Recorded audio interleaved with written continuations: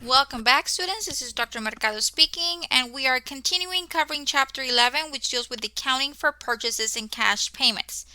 Now, the first lecture that I recorded was very long. Okay, we had to complete. Let's do a quick review of what we did last time. We had to journalize a whole bunch of transactions dealing with purchases and cash payments. After we recorded the transactions in our general journal, we transferred the information to our general ledgers. And then we updated our information to our accounts payable ledger. So we had 3 tasks that we completed last time. Now in this particular problem, it is a continuation of problem 1111. In problem 1112, they're asking us to create a schedule of accounts payable. Okay, so there's a difference between a schedule of accounts payable and the accounts payable ledger. I've had students say, Miss, we've already done that. No, we have not. The accounts payable ledger is an itemized listing by customer. Okay, who do we owe money to? Accounts payable means we owe money to different vendors. Okay, so we owe money to Applied Business, to Donna's Dolls, to Sheer Company. Okay, but this particular, the accounts payable ledger lists all of the transactions by vendor. Okay, that relates to an accounts payable entry. Anytime that we purchased on account or anytime that we made a payment to that account, it's going to be reflected. So if you see the accounts payable ledger includes variety of transactions, multiple transactions. Okay. In problem 1112, they're asking us to create a schedule of accounts payable. Okay, a schedule of accounts payable is a summary. It doesn't outline the specific entries posted. It's just a summary. It gives me the vendor's name and how much do we owe to that vendor. Okay, that's all it says. Okay, and the schedule of accounts payable is what's given to management usually so they can be able to see, okay, we owe $15,000, let's say. Okay, who do we owe money to? And then we give them the schedule of accounts payable. Here's a listing of the different vendors that we owe money to. Okay, and that's all they need. Okay, so how are we going to create this schedule of accounts payable? We're going to use the information from problem 1111. Okay, so we're going to be using the accounts payable ledger to be able to complete that transaction. Okay, and remember the schedules, whenever we complete schedules of either accounts payable or accounts receivable, it doesn't really matter. When we create schedules, they are organized either numerical order if a number is assigned to a specific vendor or customer, or by alphabetical order, which is what we're going to be using here. We're using alphabetical order because the customers or the vendors are not provided with an account number. Okay, so the first vendor we have is Applied Business, and we owed to Applied Business $2,650. Okay, we only have one transaction on July the 25th. We haven't paid them, so that is what we owe them. So we're going to go ahead and we're going to transfer that balance over to my schedule. I'm going to type in Applied Business, and the amount is $2,650. Okay, and we're picking up the ending balance. Okay, the ending balance for each vendor. Okay, next we have Donna's Dolls.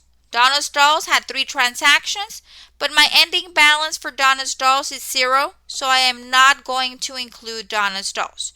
If you include Donna's Dolls in your Cengage assignment, even if you enter a 0, which is correct, it's going to mark it wrong because you're not supposed to include any vendors or any customers that have a 0 balance. Okay, so we're going to exclude Donna's Dolls. Then we're going to go to Sheer and Company, and we owe Sheer and Company $3,560. Okay, so we're going to go and we're going to transfer that over.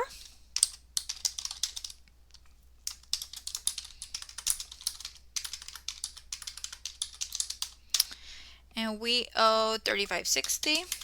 Okay. And then last but not least, we've got Tilly's Toys, and for Tilly's Toys, we owe them a balance of $2,180. Okay, so we're gonna go ahead and we're gonna bring Tilly's Toys up $2,180. Okay, and then we're gonna go ahead and we're gonna get our total. Okay, And our total is going to be, we add those three together, 8,390. Okay. Now, that is how much we owe our different suppliers. Okay. Remember, we are buying merchandise so we can resell. So they're supplying us with goods, with merchandise. Okay. So we owe our suppliers $8,390. Now, we need to do a proof to make sure that we are in balance. Okay. So we're going to go ahead and we're going to prove that we're in balance. And I'm going to go ahead and I'm going to pick up my balance of accounts payable.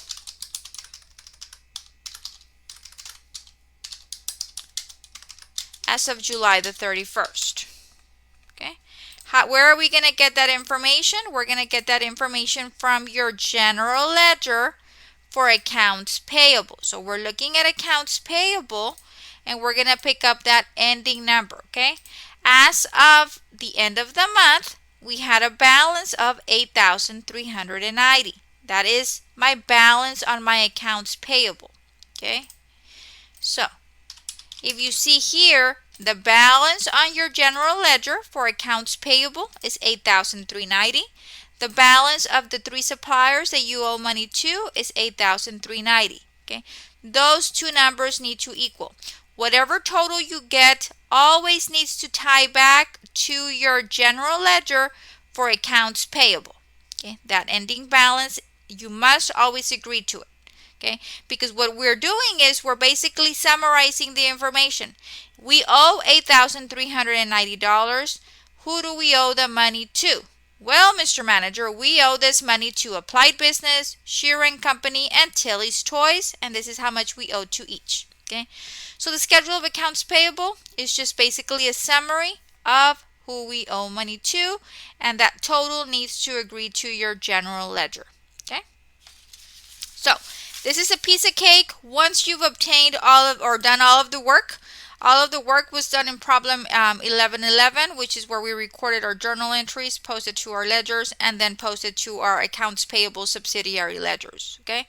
Now, in accounting, you cannot make mistakes, because if you make mistakes in your journal, that's going to translate to errors on your ledger, and that's going to translate to errors on your subsidiary ledgers. Okay, so it's very important that we have accurate information reflected, garbage in, garbage out. So we need to make sure that when we're doing our work, we are paying close attention to what we're doing. We're using the correct accounts. We are entering the correct amounts, all of that stuff. Okay. In your homework, you do have your check your works. You have several attempts to be able to get your problem correct. That way you can correct any errors and then you can move on. You also have 2 tries to do your homework. I encourage that you use both attempts. Okay, and I look at all of these things at the end of the semester. Okay, I've got students coming at the end of the semester to me asking me, Miss, can I have extra credit because I'm failing? Well, what is the first thing that I do? Is I go back to your grade book and I see how dedicated you have been.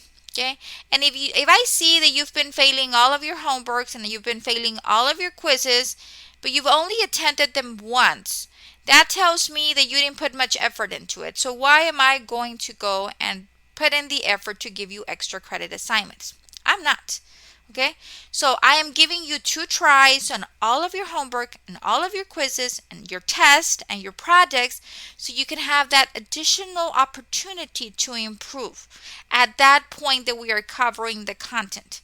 Do not come to me at the end of the semester and then I see that you have not put any effort into it. Okay, so if 2 attempts are provided and you are not performing well, please utilize that second attempt. Okay, the more you practice, the better you're going to get at it, and the more you're going to understand the information and retain it. Okay, if you are majoring in accounting, this is something you're going to continuously be seeing in future courses. Okay, so it's very important that you become familiar with it.